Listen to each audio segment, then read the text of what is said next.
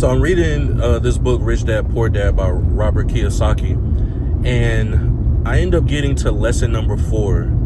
And lesson number 4, I believe, is super important because it talks about how so many people go throughout life and they want to look like they're making money. They want to look like they have everything together.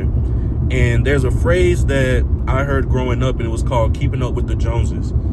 So many people in life, they want to keep up with the Joneses and look like they have this certain lifestyle, while that is the exact lifestyle that keeps people broke.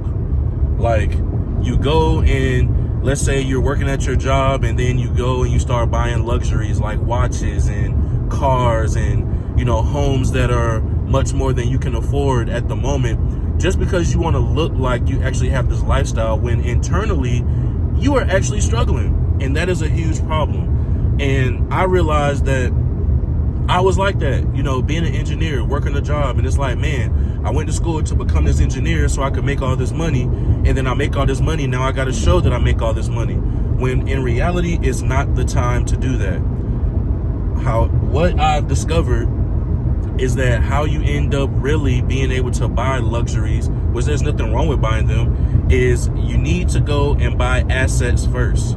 And what is an asset? An asset is something that puts money in your pocket. It could be real estate. It could be stocks. It could be, you know, buying businesses. You want to go and utilize the money that you're working hard for, put that money to work to make you more money.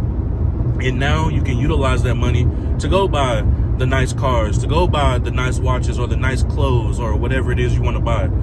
And I didn't realize how much growing up with society that many people are conditioned to be consumers. As soon as we get money, we want to go spend it. And there's nothing wrong with spending it if you are actually spending it on the right things. And spending it on assets and not spending it on liabilities is where the cheat code is, and that's what the wealthy do. This is why they manage their money. They put 50% of their money to the side and they live off of, and then the other 50% they look to say, okay, how can I go and buy assets that's going to make me money, so then later on down the road I don't have to be working this job.